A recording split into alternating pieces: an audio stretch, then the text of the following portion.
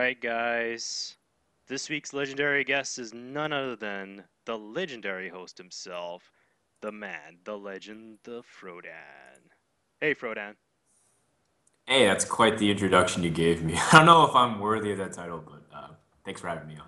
It's fine, man. It's fine. It's all good, man. How are you doing? Hope everything's good. Thank you for being on the show. And yeah, can you give us like a brief introduction of Frodan? Like how I got my name or just who I am? Who you are, and of course, how you got the tag. Sure. So, my name is Dan. I was born and raised in New Jersey, really close to New York. I moved to California when I was 18 for school, just started a new life. And when I went to school, I eventually transferred to San Diego, where I met the fanatic manager of StarCraft 2 at the time. His name was Duran Parsi, also known as Xeris. And through their connections, I kind of just got involved in esports, casting on my own.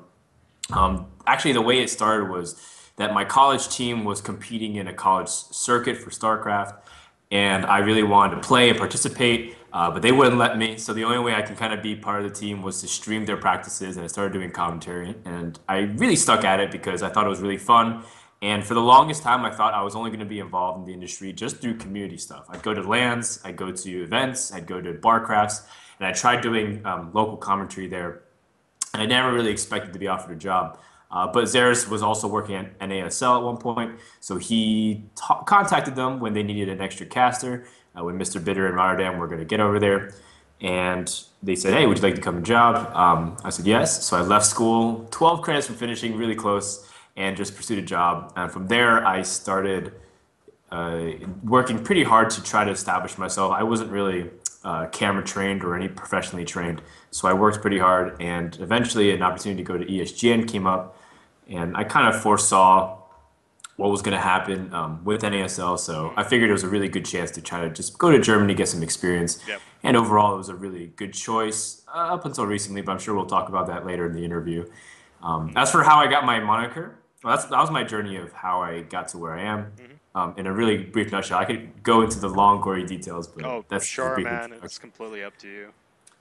As for how I got my tag, it was a moniker that was given to me by my sister because she used to be really into film creation, making home videos and doing stuff. She was an associate producer at an independent film company, Mm, and part of her portfolio that she submitted when she was really young was when she created a Lord of the Rings parody, hmm and she decided to use her little brother as the main star of the show. Instead of calling him Frodo, she called him Frodan, and it just kind of like was this little catchy name that people used to call me, and in a way tease me, but I felt like it was a nice little way to kind of remember her. And so whenever I created usernames, it started just becoming Frodan, and now I'm really glad I chose it because it reminds me of my sibling, who's just amazing, and I really miss my sister all the time. She's one of the closest people to me in the world, so I'm really happy I kept it. Nice. Man, that's pretty deep. Like, normally it's like the usual gamer answers because it's just cool, but yeah, this is Yeah, pretty sweet, man. All right, so can you tell us a bit about how you got into like card games and video games in general? Like some history about that. yeah, sure. So when I was really young, I tried playing a bunch of the card games like everyone else. I was really into the Pokemon TCG, which was broken as hell. Yeah. I tried playing the Yu-Gi-Oh TCG, which also was broken as hell. Like Mm, every minion has charge. If people complain about charge minions in Leroy, can you imagine playing Yu-Gi-Oh where you can attack the moment you summon a monster? It's yeah. quite Just insane. go, go, go. Yeah, and like it's just all these kinds of card games are so hilarious. I played a lot of Magic as well. I Mm, stopped. When did I stop? I stopped at Innistrad. I was picking it up towards the Mirrodin series, and then I played for a while all the way until Innistrad, which was I think 2011. And mm, then they started coming out recently with other cool sets like Ravenica. So I haven't really touched it since then. But Magic was always a nice part of it. That was my card game experience. The thing is, I always played like casually. I would never play competitively mhm. because I was always scared to lose, and I always thought card games were pay to win. I'm one of those guys that Oh, was like, okay. oh, I don't have really good cards. Like my coolest card was just like this. stupid like 5/5 flying monster, and I'm like, this is definitely not like the way to win So tournaments. you didn't have like that. What was that dragon called? That something dragon with like three heads or something. It was like a very famous Yu-Gi-Oh card. Oh, the Blue Eyes White Dragon or Yeah. the Blue Eyes Ultimate Dragon. Yeah. Oh my God, that card. Good Yeah, stuff. no, that's a Yu-Gi-Oh card that like only the most expensive and rich parents were able to get for their kids, and Yes. I'd be like this guy that just has like the most basic creatures because I got like a booster pack for my birthday, and I like started taking cards and creating like the most basic deck, and I thought it was cool. Yeah. So that's kind of like my history in card games. As for like gaming in general, I used to be really into FPS games. Hmm. I wanted to go pro. Like my first esports title in terms of my attempt at being like involved was through Halo because I really wanted to become good. I couldn't afford a good PC when I was young. So all I was able to do was have a console and play Xbox with my friend's house. He introduced me to Call of Duty and Halo, and we played all the time. And I tried competing on the MLG Pro Circuit, but I didn't do very well. But I started following all the time. And then MLG actually picked up StarCraft too, Hmm. which I wasn't really like big into StarCraft. I always played like some of the custom maps and everything like that in Brood War. But when MLG picked it up, I was like, well, this game probably looks really legit. And then from there, just kept getting introduced to other stuff. So it's pretty hard to imagine going from first-person shooters to real-time strategy to Yeah. card games is something that I'm interested in now. But I enjoy the journey, and overall, it's not about what genre I like playing the most. I think it's about what gaming represents as a whole that I'm really a big fan of. Sweet, man. That's actually pretty sweet. And you just like you when you mentioned the whole StarCraft getting introduced to MLG, that just brought back so many memories of like watching Yeah. those early days of StarCraft. Those are some golden days, man. Um, so yeah, what is your favorite Hearthstone card? Okay, so I saw this question on the list. Yeah. I didn't like study the questions in depth ahead of Yep, time because I yep. wanted to kind of think of it on the spot, but I actually couldn't decide, so I kind of looked at the collection, and I think my favorite it kind of changes, and my favorite Hearthstone card at the moment to play is definitely Tink Master over Spark. Now I know people have said like, oh, it's nerfed, it's not that Yeah. great. But the sheer surprise value of what you can try to get away with is Mm, still hilarious to me because I tried playing him in a lot of decks that I create myself. mm, At the beginning of each season, I always just try to create a random deck and see if I can do really well with it. And it's something completely new. And this season was Paladin, where I would use no True Silver Champions, no Aldor Peacekeepers, mm. play cards like Blessing of Kings, Yeah. and try to just make it really unique. No Guardian of Kings, no Lay on Hands, like only one copy of Avenging Wrath. Like really, like take the fundamental cards of Paladin and just change it. And I use cards like Redemption. I use cards like Blessing of Wisdom and Blessing of Might, and just try to. And I don't use Divine Favor, so it's like this Hmm. kind of unique deck. I threw in Tink Master over there, and he kind of performs super well because you have like this hero power, and you kind of use it, and it's just the sheer value because most often when people toss out a well played, it's always sarcastic when you're laddering, right? Yeah. But whenever I use Tink Master, I always get a well played that's sincere because when you get that 5/5 Devil Sword, Oh my everyone's like, God. oh my God, that is so clever. You know, when you're playing Miracle Rogues and they can steal Yeah. the Auctioneer and you drop the Tink Master or Yeah. something along those lines.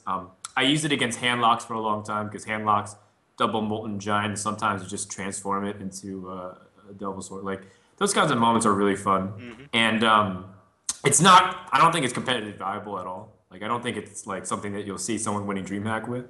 But it's definitely my favorite card at the moment. But if it changes, I'll be sure to let you know.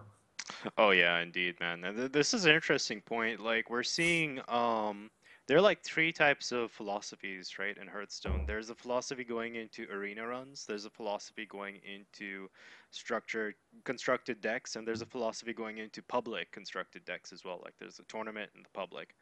Um, So I just think that it's a very interesting card game because it's like so many different dimensions. Do you think that one dimension may be able to, like, for example, a constructed tournament may be able to apply on ladder more? Or maybe it's just like, all right, the specific deck is just to counter a specific style.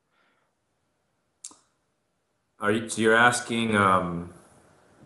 Will Like one the format philosophy going become? into constructed decks for tournaments, could that Mhm, like be completely applied for ladder? Because I talked to Nimsh about this, right?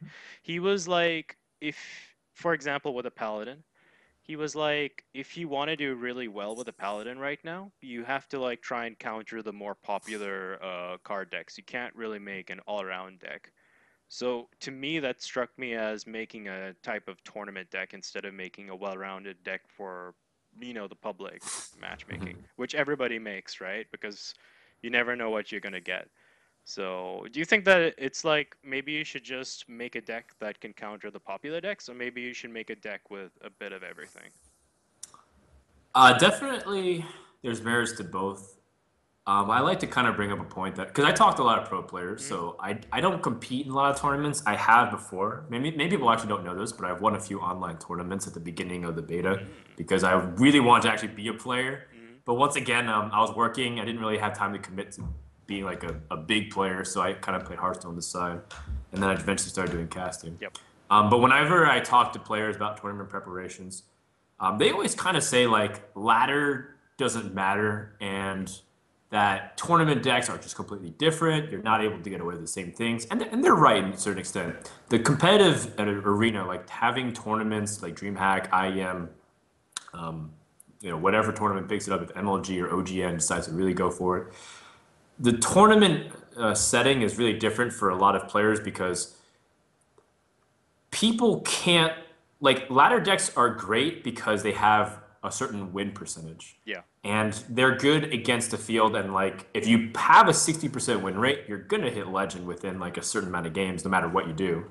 The problem in tournaments is that you can't lose more than once with the deck, Yeah. and so you have to kind of gear it and tool it to what is according to the meta so that way you can get away with some things. For example, well, let's take a card like Blood Knight, for example. Mm-hmm. Blood Knight is really, really good on ladder because you'll hit all kinds of different classes that capitalize on Argent Squires, Argent Commanders, Mm-hmm.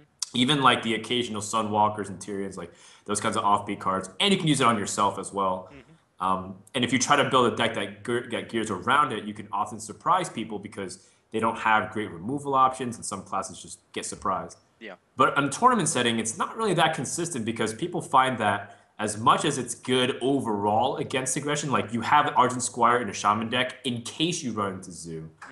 But everyone kind of understands that Zoo is not nearly as strong, maybe as Handlock in the current meta, because Handlock fares better against Miracle Rogue, Yeah. and therefore you're less likely to run into it, and therefore having the Argent Squires is a lot more useless in your deck compared to when you would run it on ladder. So these kinds of understandings really make tournament decks significantly different and don't run as well on ladder because it's curtailed to the certain metagame. So that's one train of thought. The second train of thought is something that pro players kind of discredit a little bit too much is that the ladder does set the metagame. Yeah. Everyone dominates with a certain deck, right? What was it in recent memory besides Miracle? It Like was hunters before the nerf. exactly Yeah. mages. Gosh, it's hard to go. It's hard to go through Yeah. everything. The OTKs, Yeah. um, Well, you know, now it's kind of like the shamans are slowly like building up a right. bit. Yeah. Exactly. When Zoo started becoming really popular, that's all you saw. It was like Zoo mirrors. Who would win the Soulfire coin flips? Who would win getting the coins? That was the crux of all the debate. So ladder is actually really important for tournament play because those decks are so popular and so and so central to like how everyone builds their decks that those are probably the most common net decks you'll see at tournaments. Yeah. So tournaments have to curtail their decks to beat those ladder decks. And so don't let any pro ever tell you or try to convince you that ladder decks are not good for tournaments. They can be, but at the same time, they have to respond to them. So it's whoever's ahead of the other person, really. And so, in a way, they work together. I know this is a pretty long-winded answer, It's fine, man. but This is the very interesting answer actually. I've talked about this so much with a lot Mm. of pros, and we kind of agree that the ladder is important for a fundamental perspective on how to approach a tournament. Mm. But after that, if you just follow the ladder in terms of the decks you see and the cards you use, you're going to lose in tournaments. Like you might make a deep run, but there's no way it's consistent enough to beat something. So understanding the ladder and then trying to specifically detail it for the tournament is the best way to go when trying to compete. So would you say that the ladder provides pro players with like a sample pool, a very, very big sample pool where they might be able to say, okay, handlock is effective, but obviously it's not like, all right, I'm gonna do a handlock, it's gonna win me everything. No, it's like you still have to like tweak things. Like I remember Artosis at the was it an OGN final? It was his final versus Zavitz. He had a handlock Hmm. and he actually had God, what's that card called? That warlock card that like destroys everything on the table. Twisting Nether. Yes, he played that, and it was like, okay, this is something completely random. So I think like it's like you get the idea from ladder, but the subtleties like that comes like forward. So I really liked your answer. That was some good stuff. All right, going to the next question. We've got looking at the evolution of the meta. Do you think it's going in the right direction and that one day we might have balance with the Nax Expo and more coming after that? Or do you think that there will always be X best class right now kind of scenario like we're seeing with Handlocks and Miracle Rogues? That's a pretty hard question to I answer know because it's a difficult one. I know, man. Got to throw the um, curveball in there. so I guess the first question, how do I like the meta currently? Yeah. I'm gonna be the contrarian and say that I like the meta. I know a lot of people say they don't like it because, well, A, the card pool hasn't really changed that much, Mhm. even though they've tweaked certain things about it. In essence, the game still has stayed the same. The only thing that's kind of rocked everyone was changing, say, like Unleash the Hounds mechanics from charge and +1 Yeah. to basically give the doggies. They've also changed a few other cards flavor, like Charge for the Warrior that actually didn't do anything, or like Mass Dispel instead of the Greater Heal, which didn't do anything. Like those kinds of mechanics still haven't really been explored too much, at least in competitive scene. So I'm kind of okay with it though, despite all of it, because I like changing a few things and continuing to evolve as opposed to radical changes and having okay so like there's probably around 25 to 30 decks that have competitive viability to win a game in a best of five king of the hill constructed tournament. Hmm. That's a lot. Now if you start evolving that even more because they're starting to bring back old decks like freeze mages and like aggro warrior, those decks are all starting to come back. But when you start kind of adding even crazier mixes into things, then there's like 60 to 70 decks you can lose to. And I was talking to Lothar about this, and that's just chaotic. Like that's not a meta game. That's just like anything goes, and you can literally lose to anything, and your possibilities of consistency actually decrease, which skyrockets the RNG factor. So when people complain about diversity in the metagame and they want more, which compared to how it is now, it's like they want more ways to lose. I mean, sure, they want more ways to win, but at the same time, by that converse theory, you have more ways to lose. And I kind of like that some classes are the worst.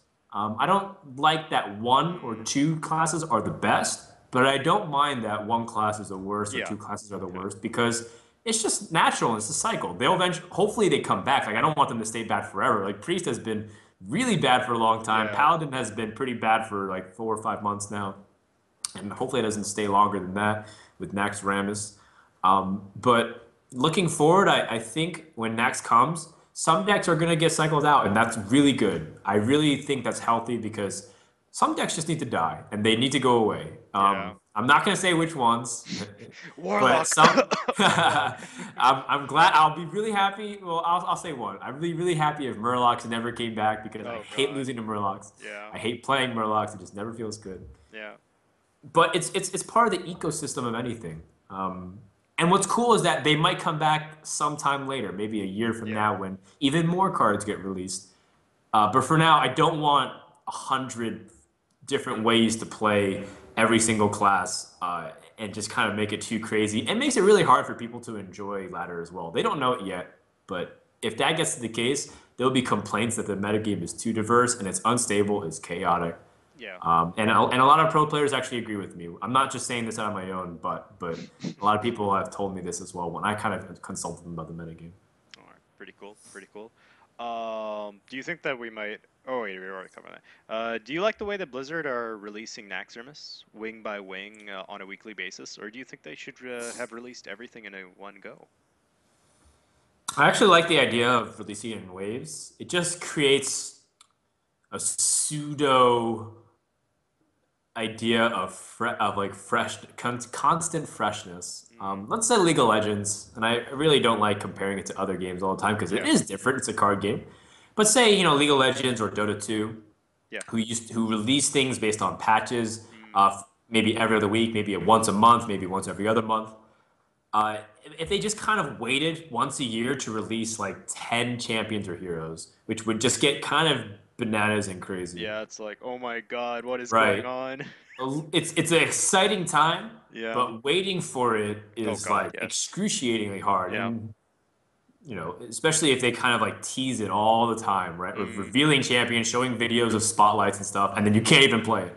That's kind of what Hearthstone is doing, but they decided to release it over weeks, and I think that's really healthy. It's really yeah. smart. It doesn't. It actually will kind of imbalance a little bit of the metagame because some classes might get their cards earlier before others. I don't know if Mm, that's the case. But it's interesting because say, the priest card is really good and it's one of the first that comes out. Then for a while, priest might be on top, or at least the yeah. popularity will soar, right? Because people will start using it more. That will be really good because then you start seeing people think a little bit more creatively, diversely. I like the idea that there's also multiple opportunities for people to show cool deck building strategies with incorporating cards and whatnot. Mm, So I'm actually not against either because at this point Hearthstone hasn't seen cards at all. So yeah. some cards over time versus all the cards at one time, either is preferable compared to Yeah. no cards for a year. Yep. And but I like the strategy of releasing over waves. I don't like the strategy of not announcing when it's going to come out because that's really annoying and kind of it's from the esports perspective. From a casual Yeah. perspective, it doesn't really matter too much because you're still trying to learn the game Yep. and have fun. But from this perspective, it's a little frustrating because Blizzard likes knowing and you not knowing, and that annoys Exactly. me. That pisses me off Yeah. sometimes. Yeah. I agree, but I think it's also like we got to factor in the fact that this game just kind of exploded. Like nobody really realized how popular it would become, both in like the casual sense and the pro sense. So I'm sure that Blizzard have like, even though we both know that they're going to take their time on the next expansion after Naxxramas, I think they're going to step up their game a bit, like have better teams at least. But Hopefully, yeah, hopefully. yeah, soon. That there's risk and reward for that. Like I know a lot of people say that Blizzard should invest more resources into Yeah. Hearthstone and kind of blow it up, and Ah, they could. yeah. Um, at the same time, it's like part of the charm of what everything created was that Hearthstone was created with a small team, Hmm. and I've understood that. I've understood that concept more and more as I jump into the professional industry. Like here, is Yep. that small teams move so much faster than large teams. It's kind of crazy. And sure, your resources are more limited, but I can't even imagine if Blizzard had a team the size of WoW and they tried to like decide on how to change Unleash the Hounds. That actually might have taken so much longer than it should have been. Mm-hmm. When the timing of it was, in my opinion, maybe a little bit too late already. Yeah. When some people thought it was too early, some people thought it was on time, but I thought it was just a slightly too late. It would have been delayed maybe at least another month or so, and that's just too long. So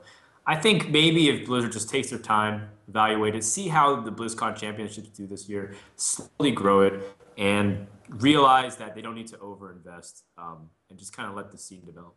Yeah. Yep. So which cards in the new Nax expansion that you've seen, do you think is the best so far? I think the Shaman card Rebirth, or it's not Rebirth, sorry, it's Reincarnation. Yeah, yeah.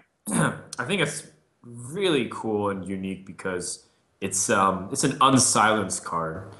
There's a lot of times it's pretty frustrating when your opponent silences your minion and you feel like, especially if it's a legendary like Yeah. Tyrion, and it's like, cool, well, I had Tyrion, I put my faith in the light and nothing happened. Yeah. So, you can have an opportunity to revert that silence and immediately have an opportunity. Now, you can't use reincarnation on Tyrion, for example, but Yeah, say that you would use just it on ruin it. like Yeah. Alakir or you use it on Sylvanas or you use it on other stuff that you really would like their death rattle or their abilities to kind of to kick off.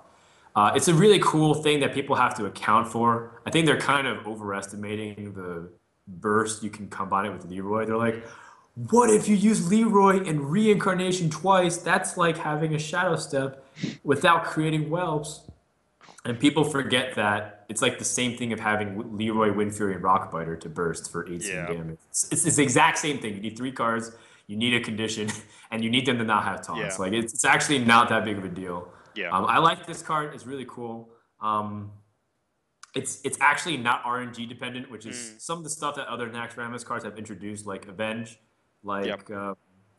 like the newest Warlock card. I forgot what it's called. I think it's like the Chaos Bringer or something like that. Oh, it's yeah, yeah, yeah. It looks like God, it looks like one of those warlock pets, right? Like the Yeah, purple yeah, yeah. thing. Yeah. And it like summons a random demon when it dies. It's a death Yeah. rattle effect. Like those cards are RNG based, Mm. and while you can control them and they're interesting, Yep. I think this reincarnation card is really cool. And I think it's a card that maybe that can continue to bring more consistency to Shaman, because Shaman already is pretty RNG dependent Yeah. sometimes Yeah. with lightning storms and totems. Yeah. It's a true YOLO class, man. Um, it's interesting though. I didn't know that if you like, for example, if you reincarnate an Elakir and somebody silences it, like the death rattle will still be intact. Like, I did not know this. Well, like well, Alkir doesn't have death rattle, but say you have No, a like if you reincarnate yeah, it. Yeah. say you have like a Cairn Yeah. and they silence the Cairn and it's like a 4/1 and it's about to die, Yeah. or it's a 4/5. You trade with the minions at 4/1, it's about to die. You can Oh, okay. reincarnation Yeah. it. It'll come back as a Cairn that has the death rattle. Yeah. It's a brand new card. Yeah. Yeah. It's basically an unsilence. People kind of use it as an idea to immediately trigger the death rattle. So say you have Sylvanas, you play reincarnation, you have Sylvanas, her death rattle triggers, and you steal their card. Yep. So it's like basically having two for the cost of 2 mana. So it might be situational like that. Yep. Um, but at the same time, you also have other effects, which interacts with so much of Mm. what's on the board. It's Yep. really cool, and I think it's gonna be really neat. Yeah, man, especially with like harvest columns and stuff, like anything with a death rattle will be Sure. really, really good. Let's see. What would you like to see included in the Naxxramas update? Be it a card, feature, or even a class? Like, I don't know if they're going to be releasing a class Right, though, right. but what if? I don't. I'm kind of cool with 9 classes for now. I know people would like more, obviously, but there's just no rush for it. Like Yeah, yeah. to think that there's 9 classes and what I don't know how many or combinations or permutations that is. I think that's what 8 plus 7 plus 6. It's factorials, right? So there's like a lot of different matchups you can Yeah, see that are really cool and unique that you're not really used to. And adding another one just adds a whole new dimension. It's another race in StarCraft or Warcraft, you know? mm, It's another player on a team for MOBAs. It's yeah, just like it's crazy. It adds another dimension. And it's very ambitious to try to balance it immediately with a whole new set. I'll let Blizzard take their time on that one. yeah, That thing they can take their sweet, jolly time if they want to develop that. What I'd really like to see most in Nax Rammus is improved social features, yeah. ways for players to experiment with custom decks. Like I know that custom games are supposed to be simple, especially Mm, for mobile. You challenge them, you play them, you have your decks, it's over. I want more. I want like a host and lobby option where they can create custom stuff like how long they want their games turns to be. Is there a limit to how many cards they have in their deck? Maybe they want to play with 90 cards in the deck and oh, maybe 4 or 5 copies, just for fun. yeah, Just experiment, see, troll around, see if you how much you can break the game's mechanic. I like those videos where it's like 2,000 damage with Avenging Wrath or Arcane Missiles, and you get to see these like banana situations that never actually happen. That's kind of cool, and that'll make people love the game so much more because it's just freedom. Not everyone wants to go to like a sports court or field and yeah. just kick the ball in the goal all the time and try to be competitive. Sometimes they just try to do weird shots and see if they go in. Hmm. And it's just part of the element of exploring the game, loving the game, and knowing the game. And I want to see stuff like that in the future. Like I know it's really important to get spectator mode. I know it's really important to do all this other stuff, but I think improving the gameplay experience, custom tournaments, inside the gameplay client to play with your friends. Yeah. that kind of stuff. Having the option to play, you know, all these kinds of different things is really, really important to build the community Oh instead of man. just worrying about like cool animations. I know it's really Yeah. important to Oh get yeah. that sort of that blue animation, Hmm. but I like these kinds of features as well. Yeah, man, you just like gave me a lot of like memories of Warcraft 3 where they had that tournament mode where you could actually just like Yeah, just in sign game. yourself up. It would automatically generate like a group of people. You'd have a small tournament. You'd win portraits and stuff. I don't think that would apply so much over here though, portrait wise. You never know. Maybe alternate skins for heroes. Yeah, yeah, yeah. Mm. Or different game boards. Maybe just like maybe if there is some way to introduce some third resource that doesn't, you know, mess up the game too much. Like, you know, like in some MMOs, they have like a third resource you get for like discovering stuff that doesn't necessarily buy you in-game items at all, but contributes to unlocking different parts of the game. Hmm. So, you know, stuff like that I think would be really cool. Yeah, indeed. And for all those guys out there wondering, like, oh, it's so easy to like balance classes and stuff, guys, go back to Warcraft 3, watch how difficult it was. Like, Undead was never really balanced, even till now. Like, you had to play out of your skin to like really do well.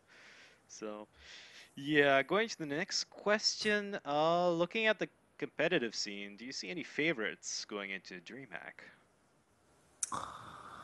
Well, you know, I was really hoping some of the players that I thought were going, when I first heard about some of the pros that were interested, I thought like, well,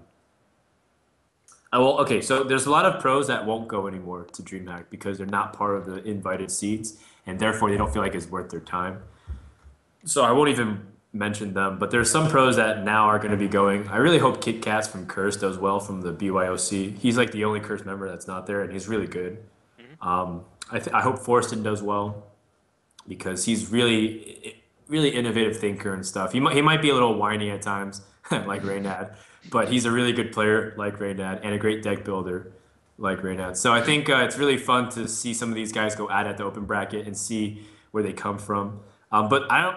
But the open bracket is so hard. Like Yeah. that you can make a case that that's harder than the actual main event Yep. because you have to beat 256 players Yep. in double elimination versus being able to take your time, prepare for group stages, see who the four players are in your group, and kind of actively like plan your strategies.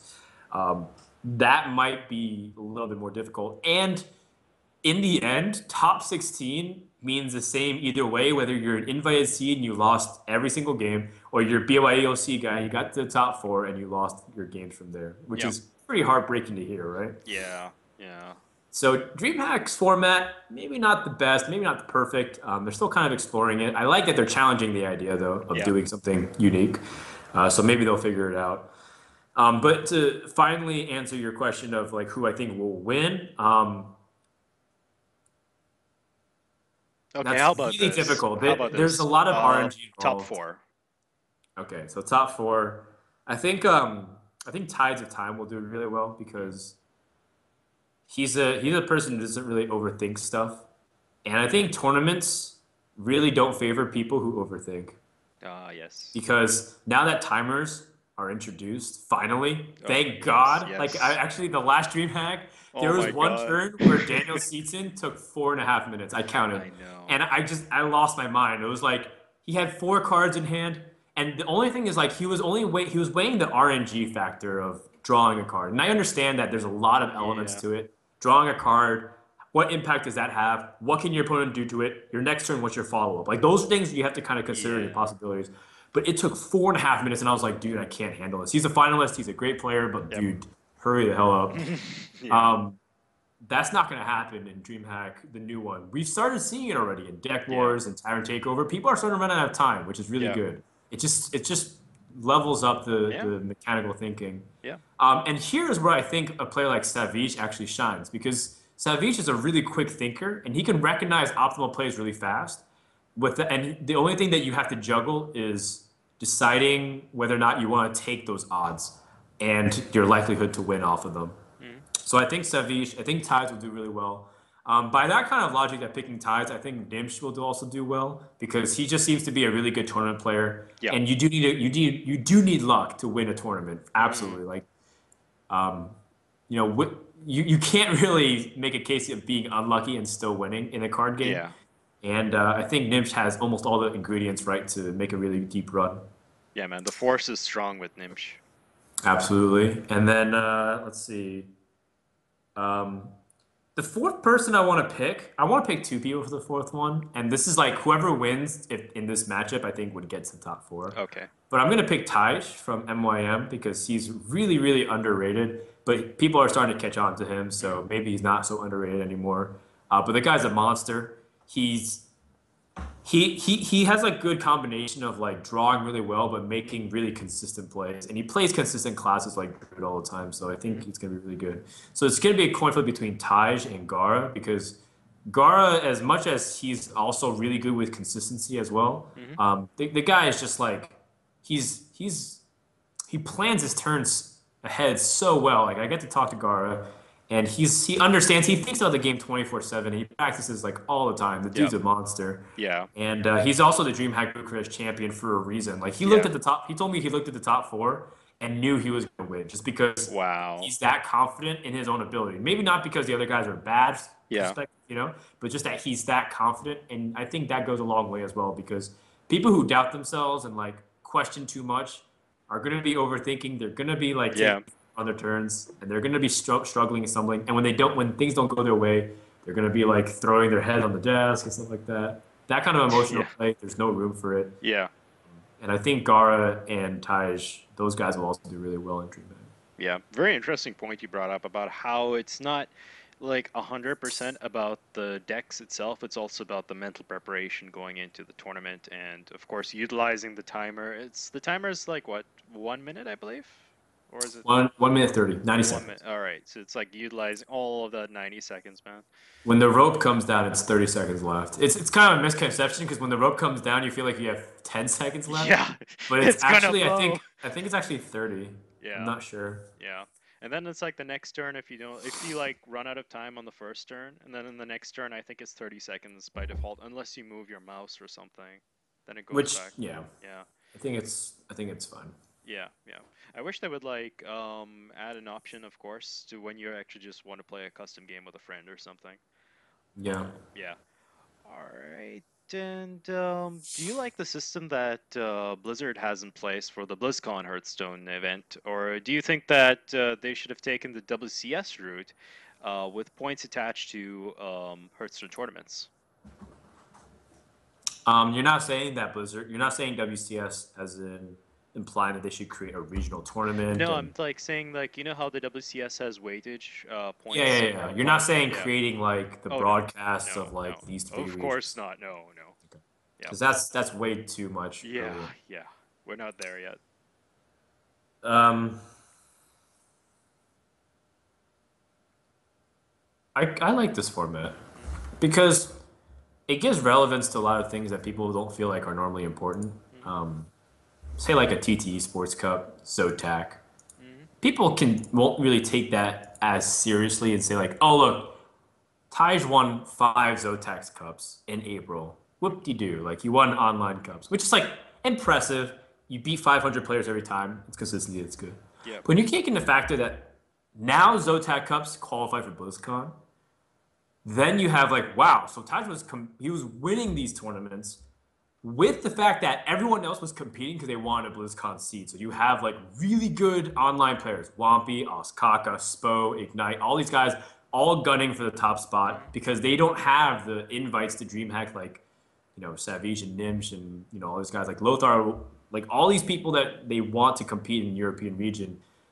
He's beating all of them. That makes it much more impressive. It builds a natural storyline. It makes these tournaments have a lot more relevance that they wouldn't otherwise have.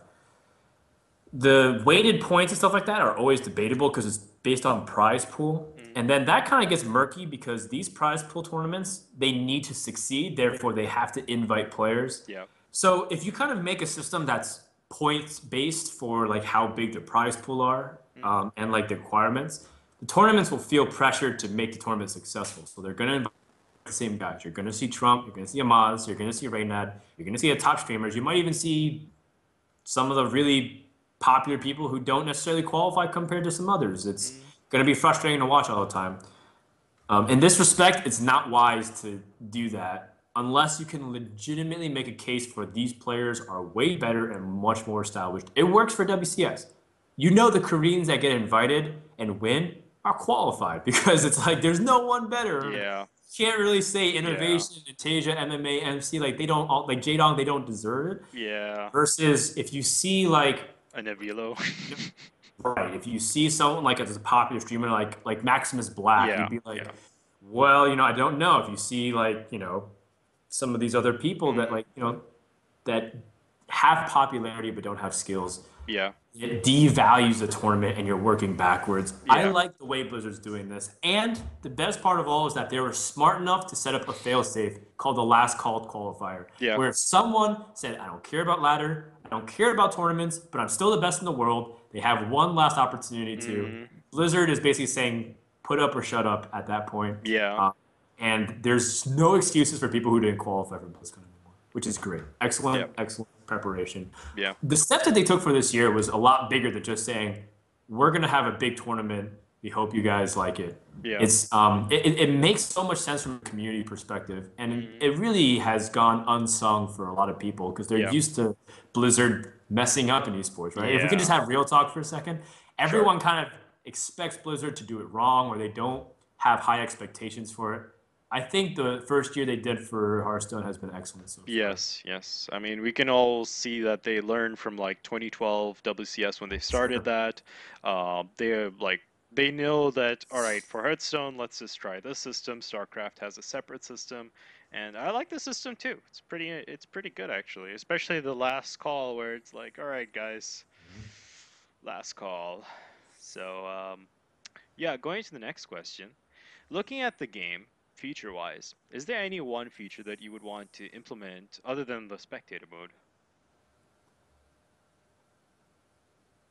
Um, Maybe arena tournaments of some kind. I think that'd be kind of cool to explore different competitive formats. Mm-hmm. There's people who play draft and there's people who play constructed. Constructed. That's just the simple thing of it. Some people like vanilla, some people like chocolate, Mm-hmm. and I think having that dichotomy is really cool because then all of a sudden in tournaments, you might have the opportunity to run two different kinds of Hearthstone tournaments that's really engaging to some people. Some Mm-hmm. people like constructed, some people like draft.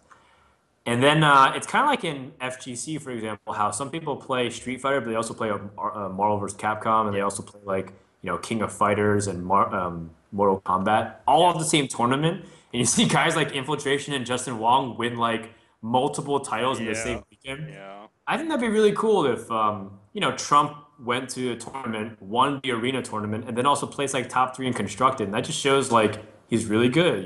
He's not just an arena player, that kind of Mm-hmm. stuff. I think that'd be kind of cool if Blizzard can find a way to, well, okay, not find a way, they know how. Yeah. If they just choose to allow that to be a feature, the only thing is I know that that takes away some of their monetization because, well, if you want to play Arena, you have to pay for it. Yeah. Um, Maybe if there's some way, maybe something as simple as like, if you want to create an Arena custom game, you pay for it, just like you do in anything else. Mm. Um, and it could be that simple. It might infuriate the fan base. I don't know the numbers or the Yeah. models or the policies, but I'm just tossing out a suggestion. Yeah. I Yeah. like that concept. Yeah. Like I think that people would be up in arms being like, what the hell, Blizzard? We just want to Right. play like arena mode with some friends. But at the same time, I can also understand Blizzard's point of view because they need to earn money, man. It's a free to play game. We don't really have aesthetics and such like Dota and League of Legends. And a So, lot of people already don't pay for Arena because yeah. they've gotten pretty good at it. So Mm, I think it's fine. yeah. Sadly, But, I'm not one of those people. don't Um, worry. Just practice. You soon, can. bro. Yeah. Okay. What additional features do you think should be attached to the spectator mode itself? It could be percentage odds on a card being drawn, similar to poker or anything else. Yeah, so this is something that I worked on for the ESGN League, and I don't mind talking about it because It's most likely not happening anymore. At least from the time of this interview. Maybe something changes in the next month, but I don't foresee it happening. I was personally super psyched for our league when I was working at ESGN because we were working on stuff like that. We were working on, I called it like the danger zone just because I felt like, referencing Kenny Loggins. And also But, Archer. right, and Archer, right? And what was going to be was like this little button that comes on the screen that searches for a percentage of a lethal draw. Hmm. If like say a person is on like a card where they need to pick up like one or two cards, and it just brings up how many cards are left. We have a card tracker as well that'd be going throughout the games, and then just show it, and that just creates like interaction with the viewer because Hmm. it's you look at it and you're saying, oh man, Reynad has 15% chance to draw and win the game. Or he can go with like the more steady choice of like killing and letting his opponent have the 50-50 draw on whether or not he dies. And it's all these like percentage and odds, and people get to really put themselves in that perspective, and it becomes really cool. We were working on stuff like that for the league, and it Hmm. was maybe not going to come out in the first season, maybe in like the third season or something like that, but it was Yep. possible with our system.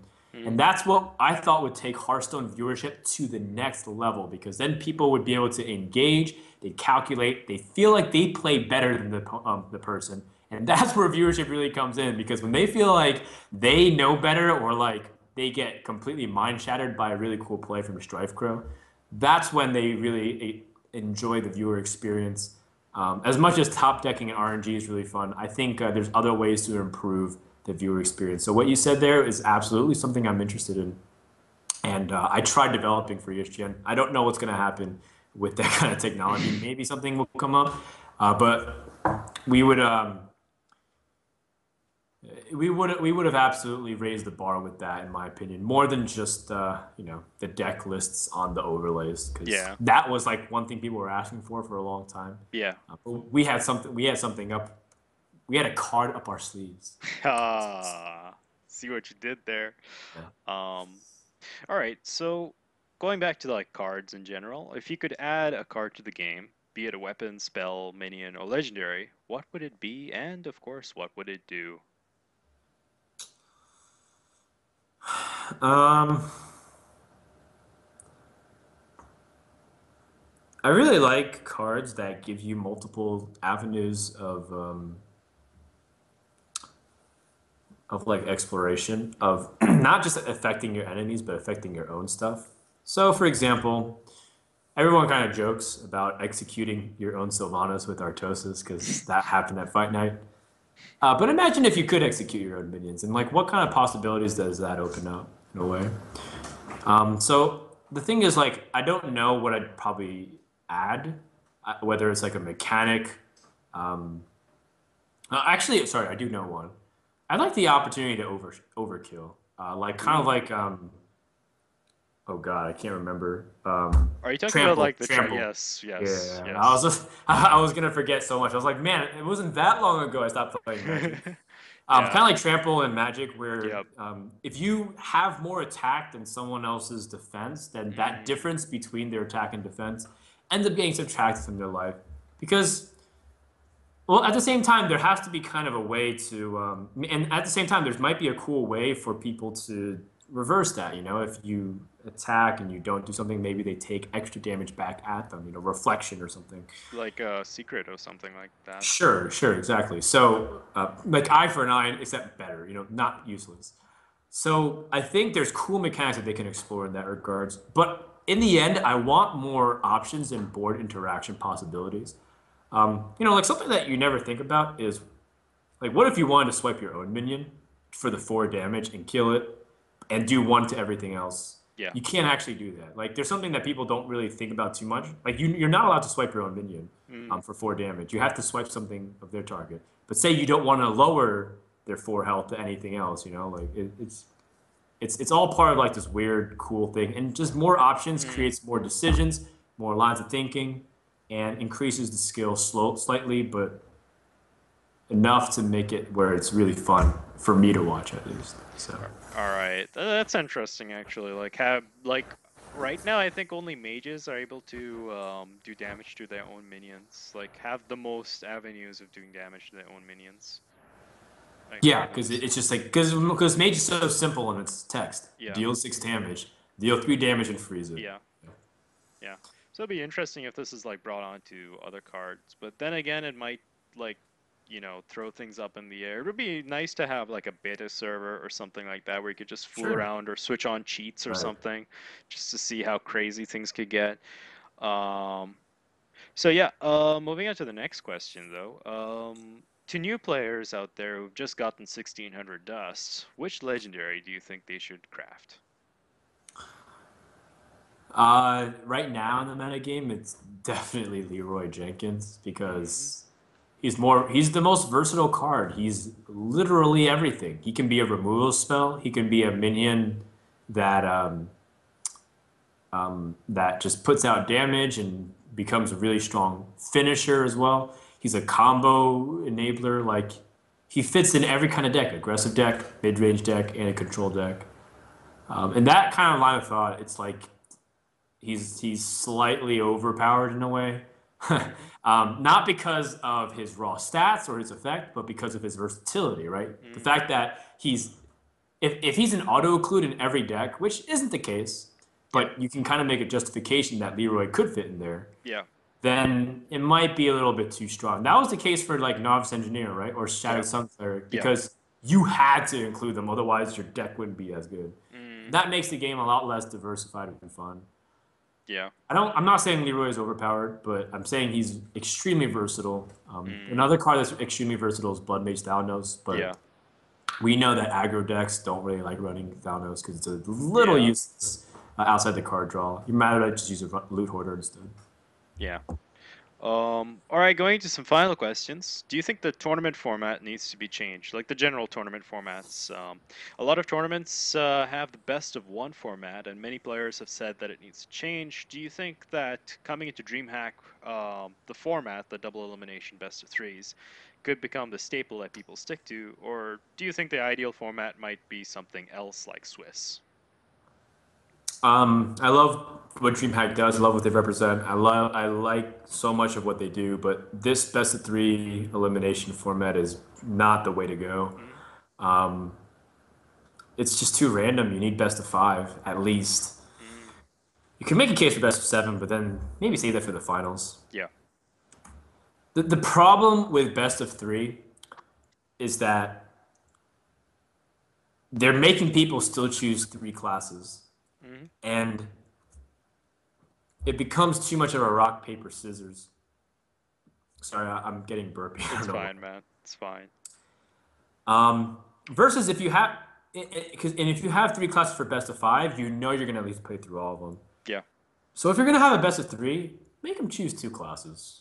That way, it's just less. They prepare more for like the dichotomy of stuff, covering its weaknesses deliberately, and then having that as instead. But the problem with that is then you have this situation where then they prepare decks, and if they don't have an answer to something, they just lose straight up. Yeah. Yeah. So it becomes like this kind of thing where it's not really a good balance, and that's where I think best of five actually kicks in because it seems to have the capability of doing everything. Like three decks gives you enough room to have a solid aggro option or a solid counter option or solid like mid-range deck that just answers good against the field. Like Hmm. this kind of stuff, it gives you flexibility to play versus it's like one should be aggressive and one should be defensive, and it creates less interesting games or less interesting series. I think best of five is definitely the way to go. Swiss is okay, but there's also some meaningless games towards the end, which you can kind of filter out immediately. Hmm. I wouldn't say that it's necessary to make it successful. I think double elimination in a way is good enough. Hmm. But maybe you do it based off pools instead of just a giant bracket instead. Yeah. So that way it's more controlled. The thing is, like, if I knew the right answer and if other people knew the right answer, they'd be doing it. Yeah. So we're experimenting. So far, it seems like the way we're learning is just saying this doesn't work. Let's do something else. Yeah. Just throw that Um, out the window. the more I kind of think about sideboarding, that doesn't work in Hearthstone either because Hearthstone cards are too swingy and countery, like Black Yeah. Knight or BGH. Otherwise, it's just like you can't run certain cards. Hmm. So sideboarding is kind of out of the question. It's all up in the air. Mm.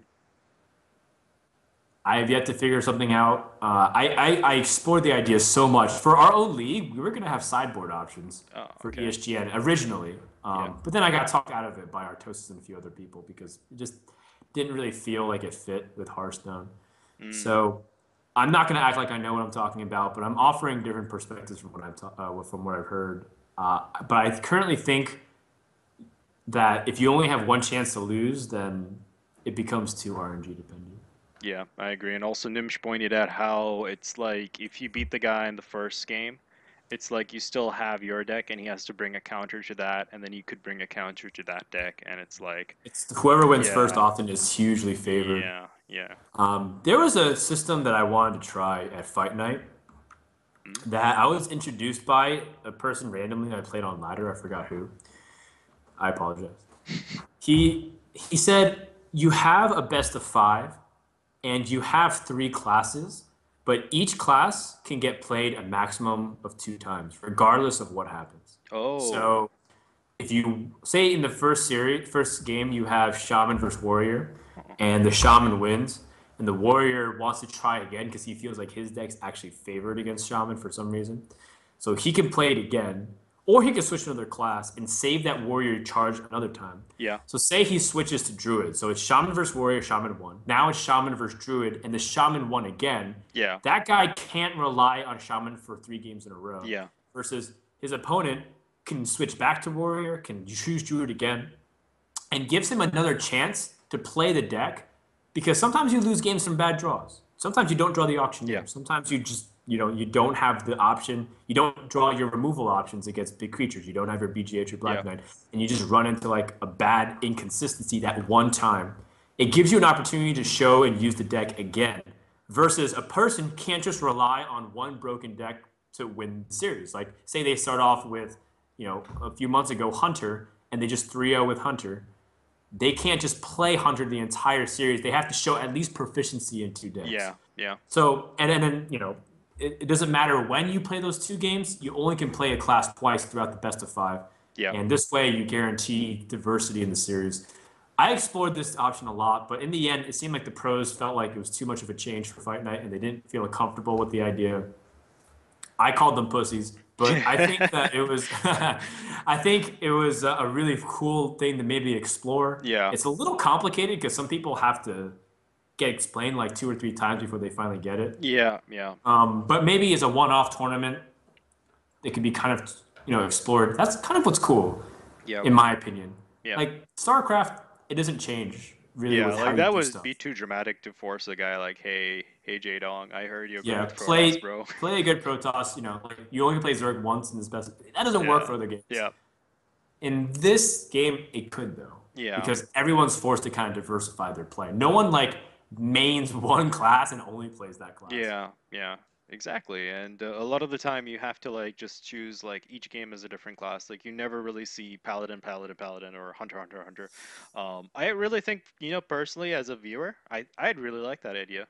It Yeah. it brings like an extra dimension to the game where it's like the players have to really like think, okay, I've won 2 games, but now I have to be, taken out of my comfort zone and forced to use a deck which may or may not work. So the comeback factor is there, stress Right, factor is right. there. You Yeah, get an opportunity to show what you can with that deck. yeah, And that gives players more creative freedom. Like they feel like it's not consistent enough, but if, some people really like playing like ancestral spirits in shamans with molten giants, for example, right? yep, It gives them another chance to kind of show what that deck was brought there for, rather yep, than just risking the embarrassment of bringing it and losing it with the once and just like, oh well, too bad, can't see it again. yeah, Which is really a shame a lot of times. It might even encourage Amalas to play Priest more. I don't know. yeah, yeah. Like he What was actually saying that he wanted to play Priest at the Bucharest tournament, but he went with, I believe, Handlock he instead. couldn't have. He wouldn't have gotten top four Mm, with Priest. yeah. I'll spill another ESGN secret if you want to hear it. Go ahead, man. Uh, You can we call me were gonna Slasher, plan bro. to.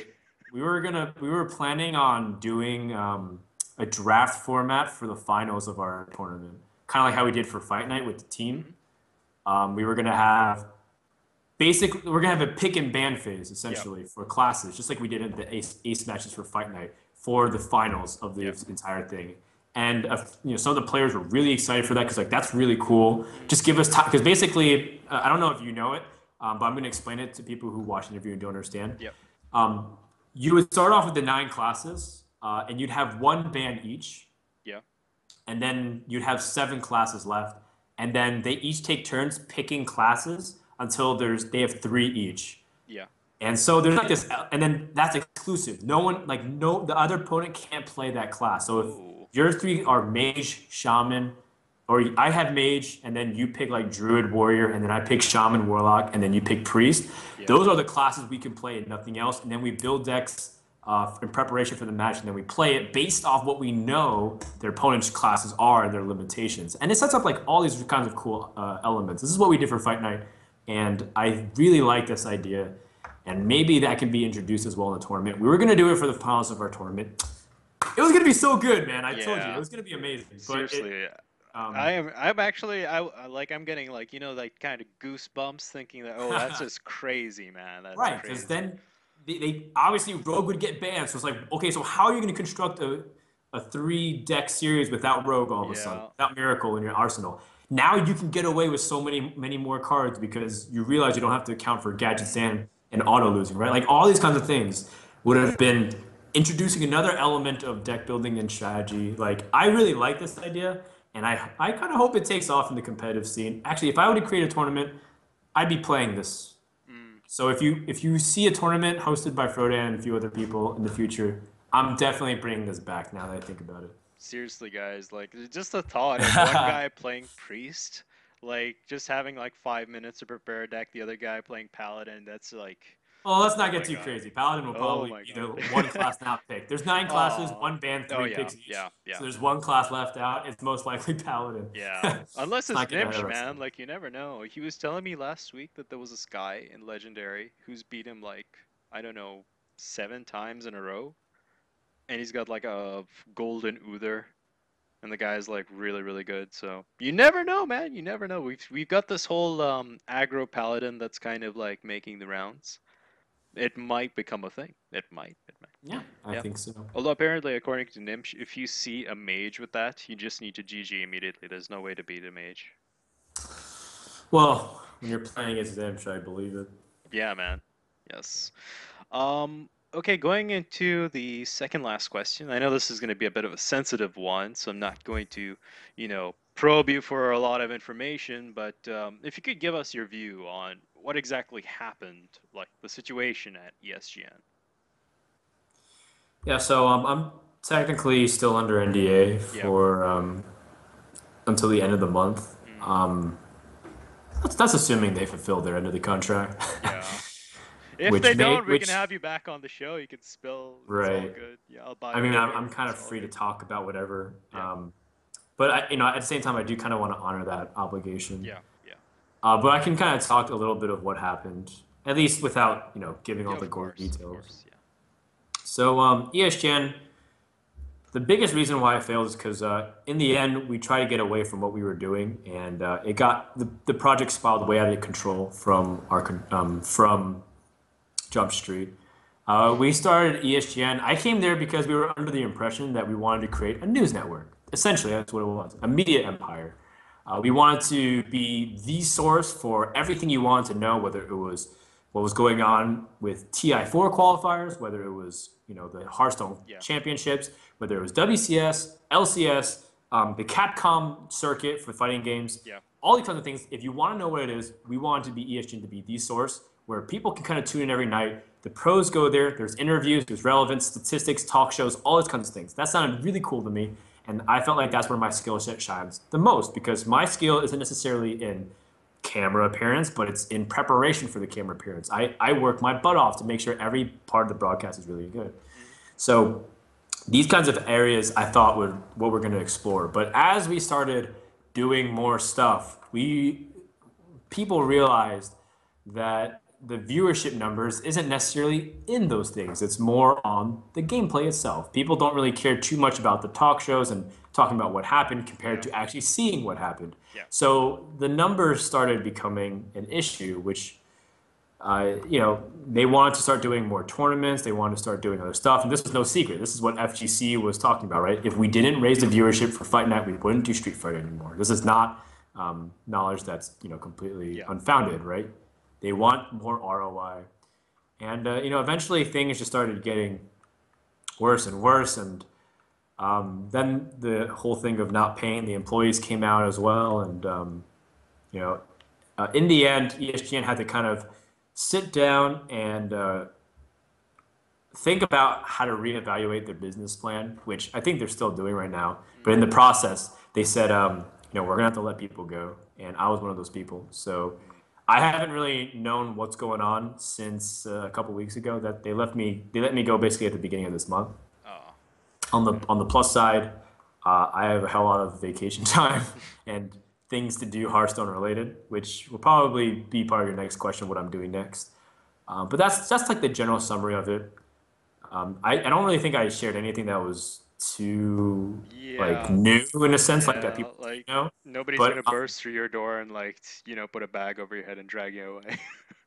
but in the essence, it was there's a lot of faults that maybe I'll clarify. It wasn't, part of it is on the team, part of it's on the management, part of it might be on the investors as well. Like there's a lot of things that go wrong. It's not just one thing. People just kind of chalk it up to saying, "Oh, it's the money laundering," or "Oh, it's the ring girls and the overspending." Like it's not. It's a lot of stuff, and Yeah.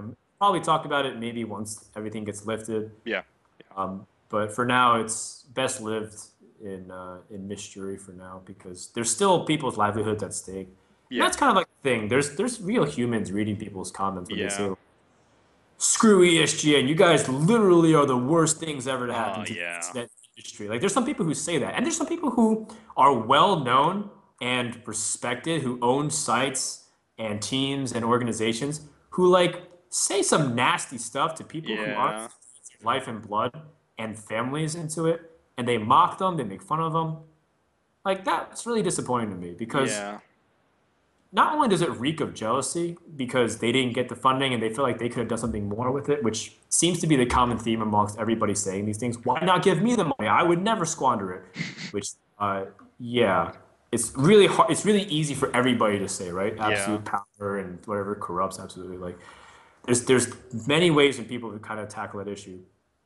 But it's really disappointing for me when I see the industry leaders attack those people directly and with good intentions, right? They understand that they're trying to do it because they want to be protective of the scene, but they come off as elitist snobs, Yeah.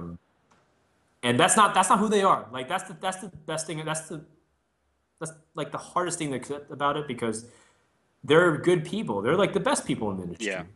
Yeah. They're really nice. They're really great. They're smart. They're intelligent. They're handsome, pretty, whatever. Okay. Insert any adjective to describe Yep. something positive. Yep. I'm just kind of sad that that's what they resorted to. But at the same time, I understand where they're coming from. It's more of a protective, like this shouldn't happen. We don't want this to happen anymore. And yeah, I mean, there's going to be a full breakdown of what happened eventually, probably from my perspective. But I'm just Oh giving yeah. you some thoughts on the whole thing for me. Uh, it's really good, and I also think it's like a kind of chain reaction effect. Like whenever they see something like negative in esports, they're like, "Oh God, we've worked so hard to like make a positive image," even though this isn't really a negative image, in my opinion, at least. Many people may have different Well, opinions, like, but yeah, that's yeah, like the wild thing, right? Because if people weren't investigating so much and labeling all these things, um, then the press wouldn't be so bad about it. mm, Like, otherwise, it's just an organization that's opening and closing yeah, in a way, right? yeah, And then, but people are really trying to blow it out of proportion because they're worried about the industry and they're worried about everything like that, and they make a bigger deal than it had to be in a sense. There's plenty of companies who do get investors that are not as shrouded in controversy and they close down as well. But yeah, part of the reason was because ESGN promised so many big things. I recognize that. That's mm, part of the reason why things maybe didn't go so well. They promised to change everything, and that's where like it starts getting kind of crazy because ESGN did attract outside media attention as well. Like other news organizations like Wired and magazines started coming to us. So maybe that's partially what they're worried about. I don't know. Yeah. Maybe they're worried. Their worries are justified, but it's just sad how far some of them took it. Yeah, it's just the whole like I think it's also the taint factor. They're like, "Oh God, the waters have been tainted." Well, that's not really the case. I mean, esports is actually thriving, like Hmm. really big right now. Like if we look at, for example, the TI4, just the money pool is getting really insane. We're already up to $9.2 million there. We've got, was it 250,000 or was it 150,000 for the BlizzCon Hearthstone tournament? Yeah, quarter million. A So $250,000 just for Hearthstone in its first year alone. And of course, you've got StarCraft 2 with like $1 million there. So it's like, it's crazy, man. It's crazy. So, it's crazy, and I promise this is the last thing I'll say about it. I probably already said too much, so I'll probably get in trouble. Is that esports doesn't need anything. yeah, It doesn't need ESGN. It doesn't need DreamHack or ESL. It doesn't need MLG. But they all help and they all contribute towards part of it. And I'm really proud of what ESGN did in a way, like what the team accomplished, not yeah, necessarily everything of what happened. yeah, yeah. I'm not proud of the fact that employees were not getting paid. Oh, yeah. I'm proud of like how Fight Night created a product and storylines where people kind of latched onto for Hearthstone at Yeah, least. I'm proud that we gave Street Fighter guys treatment that they've never experienced before, yeah. and that these guys are like showcase of superstars. A lot of people legitimately didn't know how fun and crazy K Brad is, but like that dude is hilarious, Mm, and people got to see it for the first time. For Hearthstone, people had no idea who Nimsh and yeah, even to a certain extent Savish and people got to see Strife Crow really show his yeah, skills and kind of build up like that kind of stuff is really cool and invaluable. And that also kind of made me a little sad when some of the Hearthstone pros like turned on us and like, yeah. uh, But yeah, most of them have been pretty cool about it, just a select few. yeah, Overall, I'm really happy with what we were able to accomplish, yeah, and and that was my goal from the very beginning to do cool stuff, and that's what's going to be from this point on. yeah. That was So really cool. I'm And taking the positives from it. yeah, man, that's you always got to find the silver linings. So, yeah. So, final question: what's the future for Frodan, man? When is this interview actually being posted? I believe it might be either tomorrow, which is Thursday, the 12th, or it'll be on Friday the 13th. Friday the So, 13th. from Man. those time travelers in the future, hello. Okay, so it's basically 2 days from now. Yeah. Well, okay, so I've been working with a team in Hearthstone, a pretty well-known team, and basically at DreamHack, I'll be walking around where like this is basically the announcement, but you guys don't know what yet. Oh, I'll be walking around wearing a team shirt, and I'll officially be their manager for that. nice, And nice. I'm really excited because, in my opinion, I think this team is one of the top teams in the world. If not, I think it is the top team in the world. And I'm really excited to be part of just working with them. And it's not like a life-changing thing, right? This is not like my full-time career, but this is something I'm Yeah. working on part-time for now because I truly believe in the projects of Hearthstone. I truly believe in the scene, and I'm giving it my all. So come say hi to me in DreamHack, and you might be surprised. Oh, indeed, guys. So you heard it here So first on there you go. How do you onGamers. like that for exclusive Oh, announcements? But seriously, just man. well, but again, try to post this on Friday because I that way will. I it's will make sure. Like I then will tell this my on boss that. Saturday I'll be able to kind of talk to Yeah. people, so they get a little sneak peek, Yeah. and on Saturday they'll see, and it's gonna be a good time. Yes. Yes. Don't worry, man. I'll use my powers, whatever little powers I have. Don't worry. But you all good. All okay. So last part of the interview. Do you have any shout outs to give? So I'm gonna shout out to the team that I'm working for. They know who it All right. is, Future team. but We'll you'll find see out how soon. it is. Yeah. I want to give a shout out to a lot of the pros that have been super supportive of me throughout this entire time, as well as the industry people. There's been people reaching out to me from former colleagues of mine to a lot of people who honestly like I thought didn't really appreciate my work in a sense. Like I thought people were just like because some of the people who offered the highest criticism to me also offered their condolences and services to help me afterwards. So I really appreciate those people because they actually came from a good place versus some people just criticize because it's easy Yeah. to get clicks based off ESGN. Yeah. It's like the clicks pinata in a way. Just every time you talk about ESGN, you get those clicks. Yep. Um, I like to give a shout out to my family who's been super supportive of me. They didn't tell me I told you so. They told me, well, what's next? How can we help get Yeah. you on your feet again? And thanks to everyone who's been really supportive. I'm gonna stay as involved as I can with Hearthstone, but I'm still pursuing other. Well, that happened. Um, yeah, gonna wait for him to come back. We'll most probably edit this bit out. And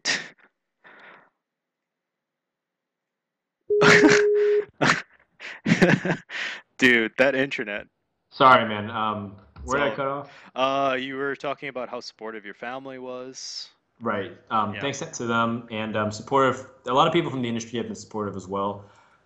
They've been asking me what's next. My family has, and I don't know yet. But if any tournament organizer or any other thing is interested in having me help out and do some work, um, I'm interested. I'm freelance. I'm free to go. I'm not tied down to anything. So please don't hesitate to contact me.